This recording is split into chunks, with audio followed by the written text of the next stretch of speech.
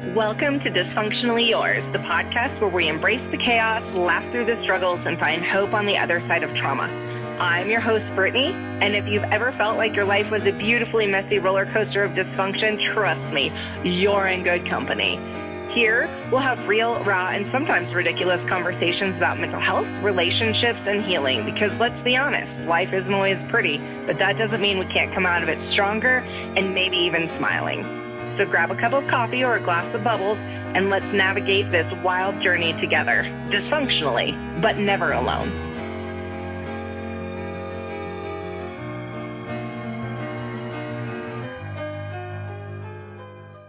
Welcome back, friends, to another episode of Dysfunctionally Yours. I am your host, Brittany. Why do I say my name like that? I don't know. Like, if you walked up to me and they were like, what's your name? I wouldn't be like, it's Brittany. I would absolutely be like, it's Brittany. Like, I don't know why I say it that way. It just comes out. Any poodles. I had this really kind of embarrassing moment, right? Because I do like to think that I am, relatively intelligent. I consider myself to be a relatively intelligent human being. And the other day I got into an entire conversation about Antarctica. And I was all like, I would not ever want to go to Antarctica. The only reason I would ever want to go to Antarctica would be because there are polar bears. And it's not like in this great big continent that the odds of me seeing a polar bear are very high. And the people I was talking to really let me finish this thought. And respectfully, that's so kind of them. And then whenever I was done, they were like, polar bears don't live in Antarctica. Yes, they do. Yes, they do. I was determined to believe that they did. I said, well, if they don't live in Antarctica, where do they live? Okay, they live in the North Pole. They live on the North Pole, in the North Pole, at the North Pole. What is the proper use? Again, I might no longer consider myself intelligent after this entire conversation about polar bears. However, they do not, in fact, live in Antarctica at all, and I have been wrong all of this time. Oh, that's amazing. That's amazing. Additionally, while we're talking about all of the weird random things that go on in my little squirrel brain up there, I talk to my animals a lot, and there's a lot of them, right? There's 4 cats and a dog, and I talk to them constantly, because why wouldn't you, right? I would not want to live in a house where people just walked around me and didn't speak to me. So I talk to them, and most of them talk back. Most of them are very vocal. So anyway, I am walking my dog the other night, and she really loves bunnies. And so whenever she sees them, she seems to think that she needs to lunge at them and go find them. She's not ever gotten one. She's always on a leash. I don't know where this comes from. I adopted her, so who's to say? But she loves thinking that she needs to chase the bunnies. So the other night I'm walking her, and a bunny takes off under the gate and towards the road. And she's barking and really wants this rabbit. And I look at her, and in really bad mom fashion, I give her a ridiculous threat that's going to make her need to seek therapy. I tell her that if she continues to do this and that little bunny dies, that she's in fact an accomplice to manslaughter, and she'll have to go find a new home because criminals can't live in my home. This is the conversation that I am having out loud with my dog at 9:30 at night. I did take her to therapy with me the next day. She probably needed a little bit of therapizing as well. So we are sorry, Pepper. I'm sorry for being a bad mom that threatens you with wild things. And also, how is that the immediate thought that popped into my head that fast? Bark, bark, lunch. You're going to be an accomplice to manslaughter. Don't do that. What?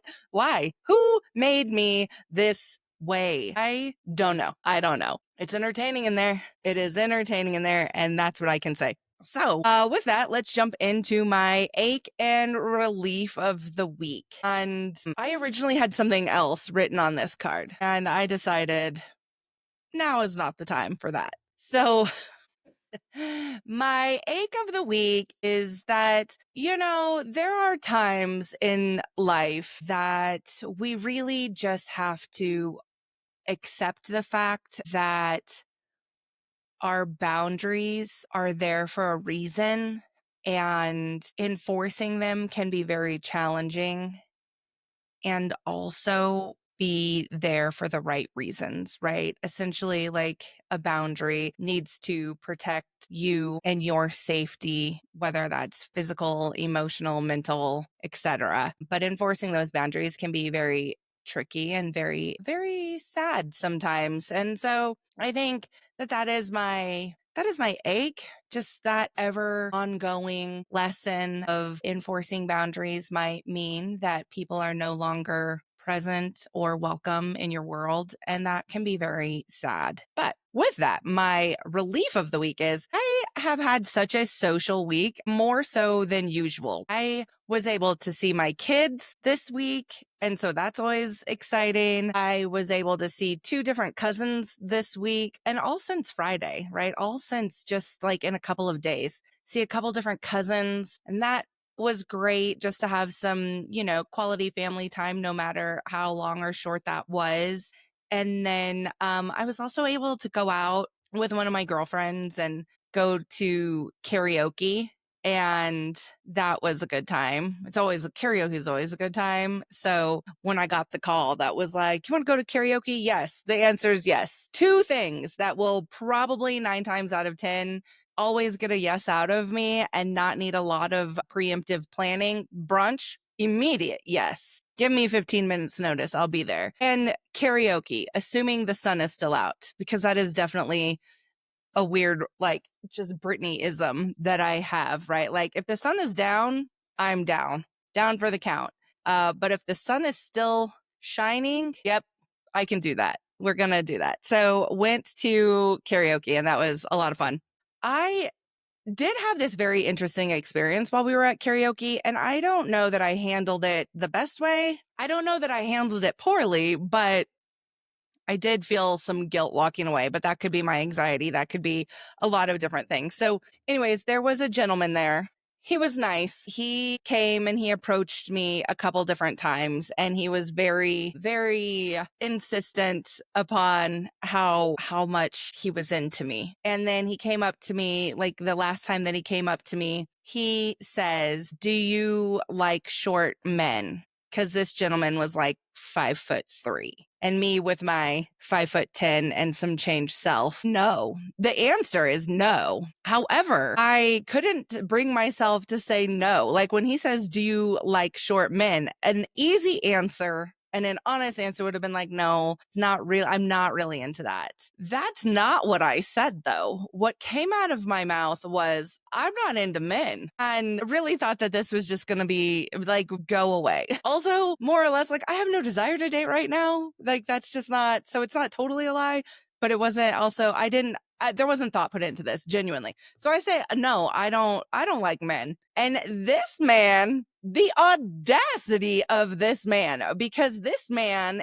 with his 5'3" self says, "Why not? Explain yourself to me." What? No, thank you. And he was like, and he gets a little closer to me, which was a problem the entire time. Like, this man is much too much in my space. But anyways, he says, because anything a woman can do, a man can do better. I beg your big fat pardon. I beg your big fat pardon. What is happening right now? And I'm at a loss. And he was like, I just need you to explain this to me because I don't understand, because I've had women say this to me before and this doesn't make any sense to me. And a girl that I don't know, she like knows my cousin. She's all of 24 years old. She jumps right into the middle of this conversation and she says, respectfully, I don't think that that's any of your business. And he goes, well, you saying it's none of my business is saying that I don't have a right to know. And we were all like, well, yeah. I mean, you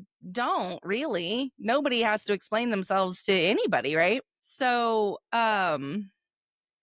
that goes on, and this girl that I don't know is fighting so hard with this man about how inappropriate it is for him to be asking this, that I don't have to explain myself, and that I don't have to tell him why I would or would not like men and or women or all of the above or none of the above, right? Like she is going hard And this man keeps getting closer to me. And I'm so like, there's so many feelings that are going on with me in this moment. Like, I'm a little enamored by this girl who doesn't know me, who was so quick to jump in and be like, we are not doing that, sir. And then also, I'm like, well, fuck, I didn't mean to open this whole can of worms or like pretend that I was something that I was not. And I'm feeling like guilty about that, enamored by her, annoyed by the fact that this man keeps getting closer to me. My girlfriend sees how uncomfortable I am by like the presence that he is like, because he is like touching me and stuff. And so she's mouthing across the table, like, do you want to go? Do we need to go? And I'm just frozen there. I am frozen. It was a very interesting experience. The man ends up going away. And the girl is like, I'm so sorry. I just was not going to tolerate that. And I looked at her and I was like, I'm so sorry. I did not mean to misrepresent myself. Like, I like men. I just don't like 5'3" men in that kind of way. And she's like, I don't care. Like, he was just out of line. And so this is like this whole very interesting moment. This girl also says, oh, that man over there, points out another gentleman. And she was like, he is such a creep, but he buys shots. And so she waves him down, like legit, like, hey, you, waves him down and says, point blank, do you want to buy me a shot? She walks to the bar with him. He buys her a shot. She shoos him away. This girl with her big dick energy. Just what is happening right now? I'm like, I'm here for it. I don't go out much, but this experience was absolutely, I was here for it 100%. So, so that happened. So with that, let's get into it. Let's get into this week's episode. So this past week, I saw a TikTok by a gentleman called J.B. Copeland, and he had a video that was talking about growing into the person that little you needed. He says that this is the most powerful thing that anybody can do, and goes on to say that he says, I quote it, he says, you are the hero little you was looking for, and that little you wants to be next to because you have their back. And I'm over here like, fuck yes, hallelujah, amazing. This spoke to me so much because this has been some of the most intentional work that I've done the past year on myself with my therapist, was really focusing on little Brittany and what she needed and how she shows up in my today life whenever I'm sitting there and I'm like, why did I act like that? That's not even a normal thing that I would do. It usually can be rooted back to something that like 8-year-old Brittany needed or 14-year-old Brittany needed, and really surfaces mostly around my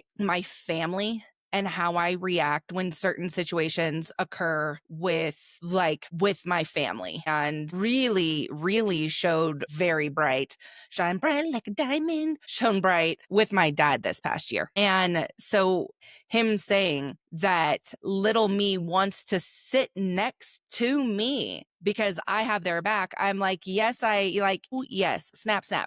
Because yes, I do. I have really made it my mission to really look after and empower and protect me, but not just me of today. I think I've lived in survival mode for so long that I've protected me in the current space, me in what's going on now and potentially in the future. But that doesn't necessarily mean that like I've allowed like some of the growth that needed to happen for like the littler parts of me. Like I just had always jumped into this like protective capacities as opposed to this empowering self.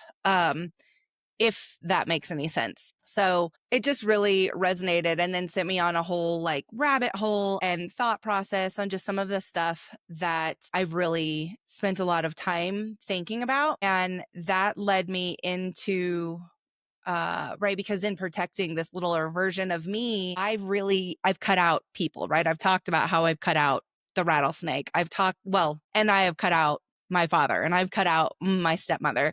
I've cut all of these people out because of various different reasons. Anyways, but it's really led to like this parental estrangement or like parent child estrangement. Maybe that's the right terminology there. But essentially, like me as the adult child, no longer speaking to a parent, and not for dumb reasons, right? I am 43. So, not for a dumb reason like, oh, they didn't like my life choices, or oh, they didn't like that I wanted to party instead of doing this, or they didn't like this. No, these aren't about minor things, right? I have chosen to do this to protect my sense of self because of the years and years and years of mental and physical, emotional, psychological abuse that I had with these people. And that as an adult, I was like, this is not getting any better. And to cut ties, right? I talked about like one day I just saw a sign that was like, if you weren't my mom, you'd be my best friend. And I was like, no, hard pass. If you weren't my mom, I'd never speak to you again. And just never speaking to her again. Like light bulbs, ding, right? And some similar things have happened with my dad. It happened very differently and it took a different amount of time to occur, but it still ended up happening, right? There were so many years that went by that I really focused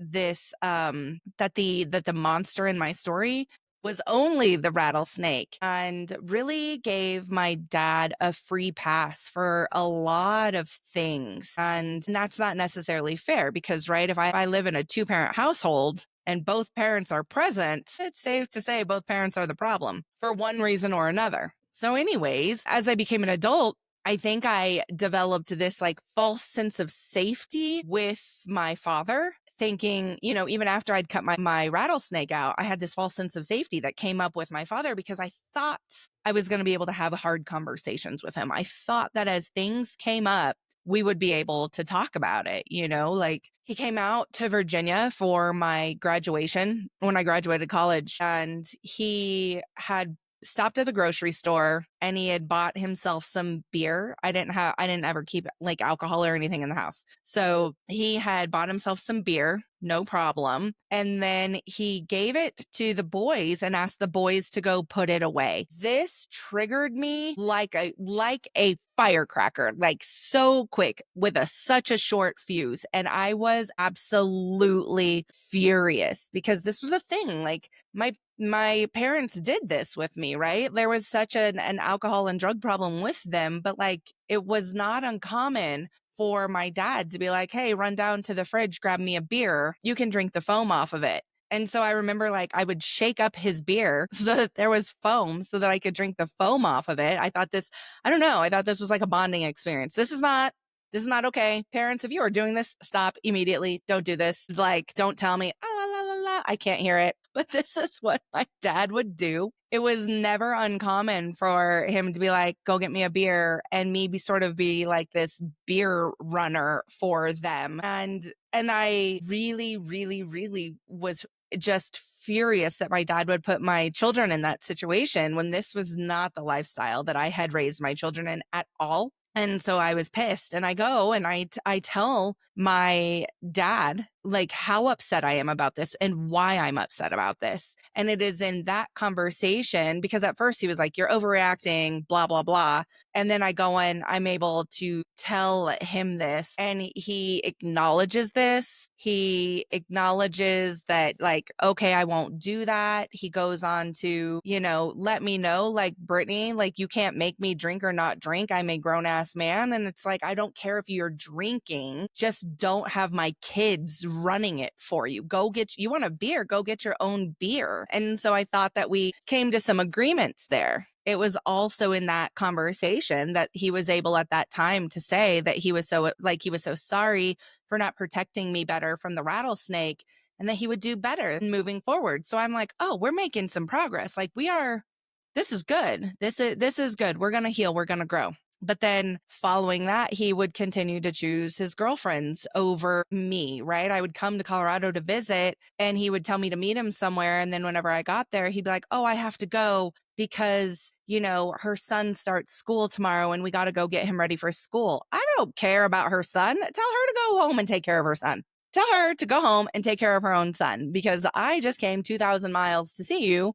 I think that you could, finish watching a Bronco game with me. I don't think that that's too much to ask, but that was always too much to ask. So just all of the things. And then, whenever he met my stepmom, it was the same sort of situation. Like he refused to introduce us, wouldn't talk to me about it, wouldn't introduce us. I'd be on FaceTime. She'd be in the background, refused to introduce us. And I kept saying something like, hey, you going to tell me about her? You going to tell me about her? He would not. He would not. And so that caused some issues. But then I found out that they were engaged from an engagement announcement that I received in the mail from my aunt. So this man, this spineless jellyfish of a man, couldn't even say, hey, I asked this woman to marry me. Told my brother, actually invited my brother to his wedding down in Mexico, but nobody else. And so it was just caused so much strain in the situation. And I kept trying to tell him, like, I don't care. If you're happy, go be happy.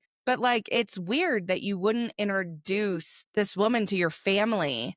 And you're going around it in such a bizarre way, right? And so that's causing all of these other issues. And then, like I mentioned a handful of episodes ago, like there was just a breaking point whenever I needed him so that I could support my son, and he was nowhere to be found. And so, like really realizing that, okay, you're going to keep choosing everybody else, and then when I need you more than anything, you're not going to show up. Like you've shown me over my life everything I need to see, and I'm done fucking with this. This is actually kind of a waste of my time. But then, whenever Chase passed away, that was like, Chase's biggest things. You guys need to get over your petty bullshit. This is what he's telling me in the days beforehand. You guys need to get over your petty bullshit. You guys need to have a conversation. You guys need to get over it. And I'm like, well, okay, man, I will for you. And so I did. And then really, I think because of who I am as a person, that very much shifted, right? From just like trying to have a relationship to really, really wanting to step forward and support my dad, because my dad had lost a child and I couldn't fathom this, right? If the roles were reversed, if it was me,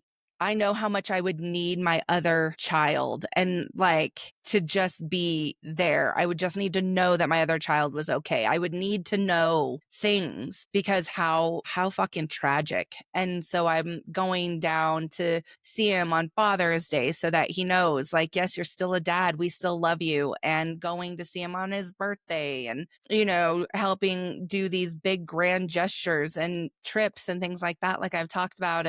But really, because I just wanted my dad to know that, hey, we got you. Like, we got you. But then, my other brother's having a bunch of his own shit go on. And so my dad is getting more and more and more stressed out about just all the things he can't control, right? Like he can't control what anybody else's reaction to Chase's death was and how they were going to be impacted by that. And you really can't control the choices that your adult children are making. But I'm here and I'm making positive choices, and I have your grandchildren who are trying to have a relationship with you, and all of this. It was just so like, oh, it's just too hard. It's just too hard. I can't, what if something happens to your other brother? Okay, what if? Like, yes, that would suck. Like, universe, please no, please don't. And also, like, you can't live your life worried that this is going to happen and let it continue to impact the relationship that you have with the people that are sitting here with you right now, supporting you, loving you, showing up for you. And so it was like he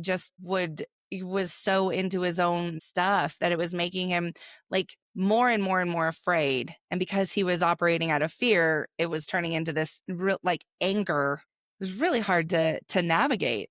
But like he wouldn't let me talk about certain things. He wouldn't let me talk about certain things involving my brother. Really was very, very adamant that like you can't talk to me about what happened to you that day, like referring to like the day that I found my brother, because like I can't handle that. And to the extent like I as a parent wouldn't want to like relive any of that either. But also like you're the parent to 3 children, not just one child. And so you do actually have to figure out how to support all of your children.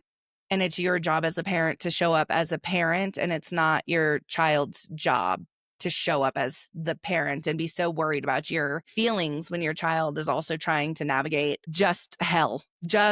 And so he wouldn't let me talk about stuff like that. And then would even mock me sometimes whenever I would talk about just the severity of mental health and like my feelings about how serious mental health is and about seeking treatment and going to therapy and things like that. And he would mock it and he would brush it off and and so that would cause all of these really big feelings in me that would take me back to like all of my own reasons that I was in and out of the hospital for 8 years, right? Like stop, like when is enough enough? Like when are you going to see that there is a really large problem here with all of your children? And I don't know, grow up, dad, like for real, grow up. But then like my dad lost his little brother like 5 or 7 years ago. Like probably more like 7. And that sucks, right? That was actually very, very sad. Genuinely,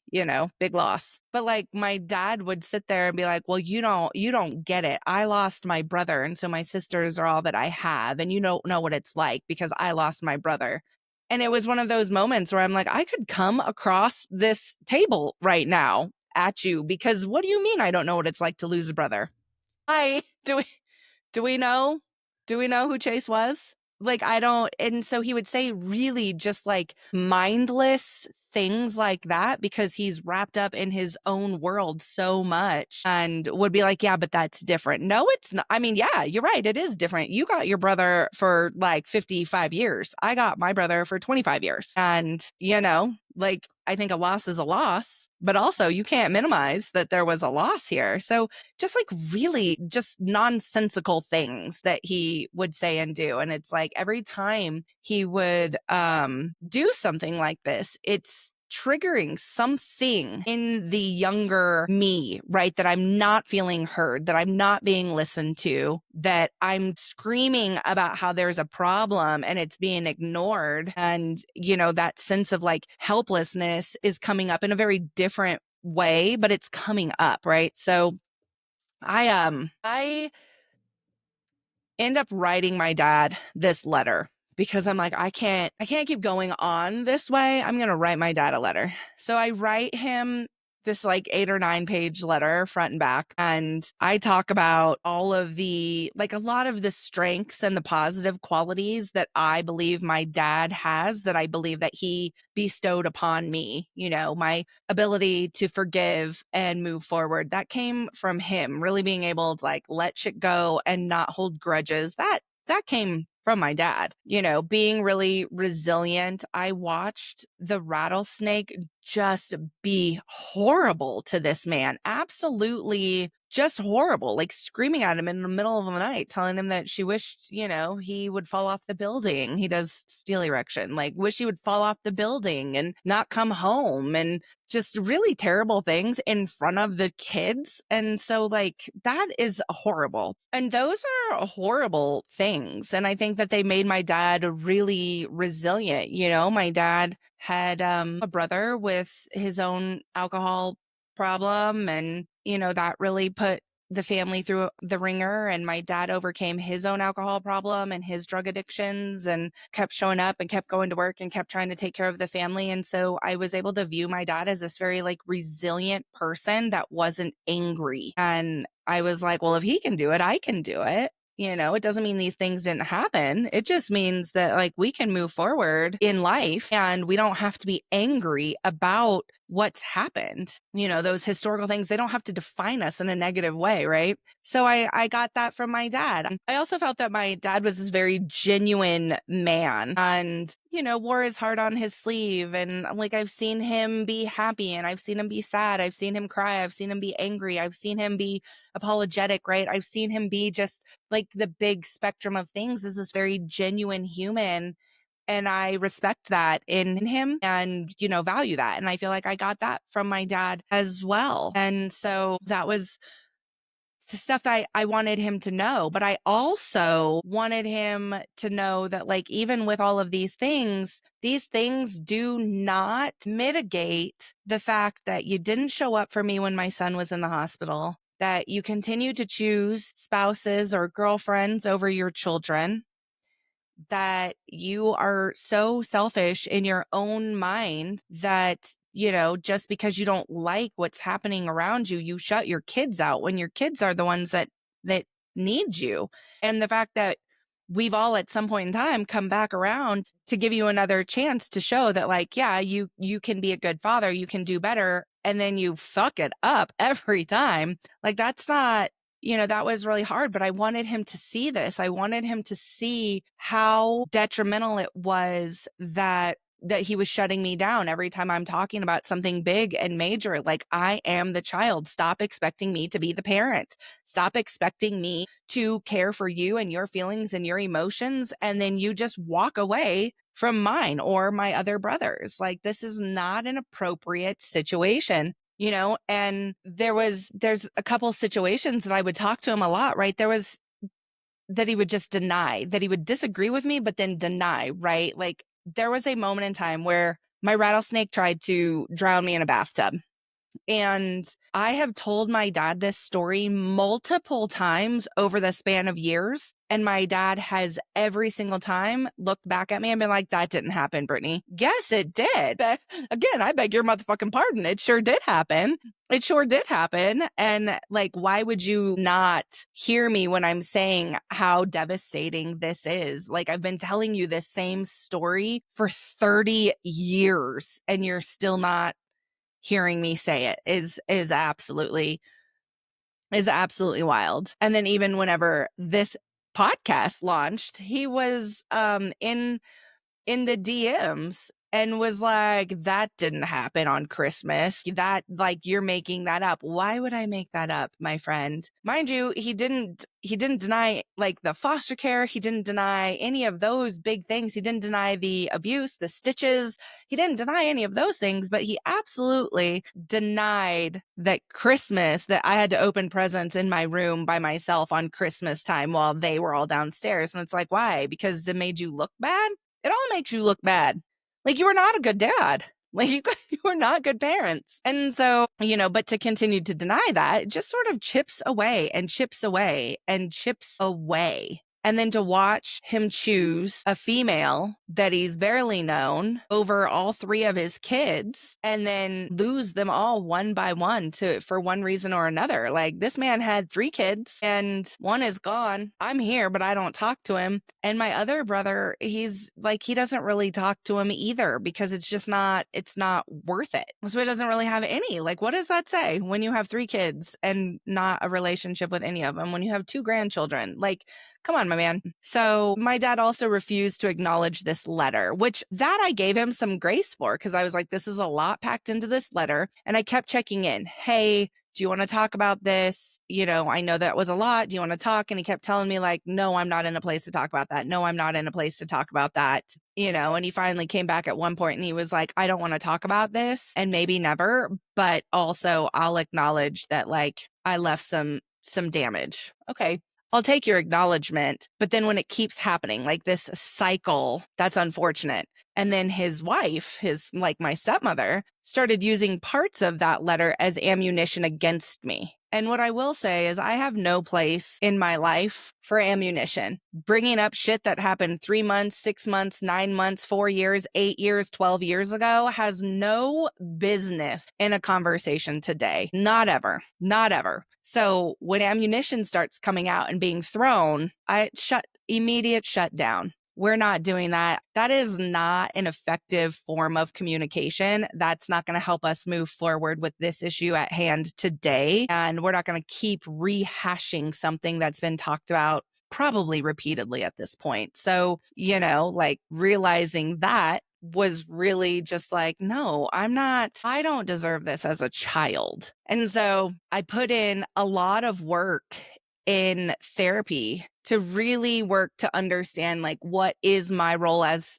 a child? What is my role to myself in my own life? What is my role as, like, a parent to my children and what is my role in this relationship with my father. And then, really again, also working to kind of understand that the little Brittany inside of me is what is thrashing around and lashing out in ways that, like, I don't lash out that way with anybody else that I do with my dad. And it is just this very much like childlike response. I can be like, oh yeah, I responded to my parents like that when I was 14 years old, like not as the 43-year-old me, but like that was very much like a 14-year-old Brittany response. But it's like, hear me, listen to me. Like, I am not this little girl that doesn't know what she's talking about. I know what I'm talking about, especially when it comes to terms of like me and my own mental health and what I need and what I know. And so, it was really like I needed to make some big decisions on how I was going to move forward to be able to grow and heal in a very healthy and effective manner. And cutting those ties with a parent, like as an adult child, to cut those ties with a parent is really, really, really complicated. And it's very challenging. And a lot of times society is like, yeah, but that's your parent and they're not going to be around forever. And you should like give them some grace and, be so forgiving of them. And it's like, well, I mean, I hear that. And also, I can accept you for who you are. And that doesn't mean that I have to make that fit into my life. I don't. If I can understand that this is who you are and this is who you're going to be, that things aren't going to change, that's okay. But I don't have to continue to allow that into my world. Just like I've said before, like these are my boundaries. I wouldn't let other people treat me this way. I don't care if you are my parent, but society frowns on it a little bit. And society, goes back to the parent and they're like, well, you did the best that you could do. Well, okay, but was that good enough? Was the best that you could do as an alcoholic, abusive drug addict? Was that the best you could do? I mean, was it? I don't know. I'm going to go with no. I'm, I'm going to go with no.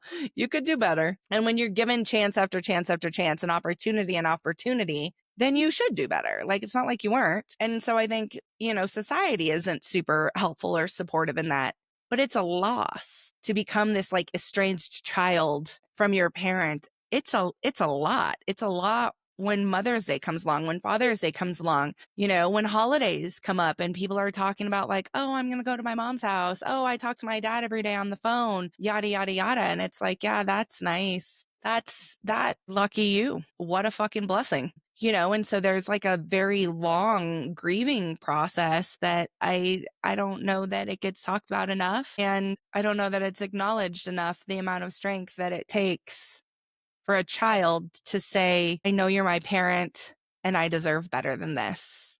But if that's where you are, you do. And, like we know I'm no saint, right? I've been very open about where I've struggled, where I've stumbled, that there's been a lot of lessons learned along the way and some of them in the hardest way possible. But my peace and my safety, whether that is like physical, emotional, mental, psychological, like my safety and my peace is the most important thing in the entire world, because I have to wake up with me every day and I have to go to bed with me every day.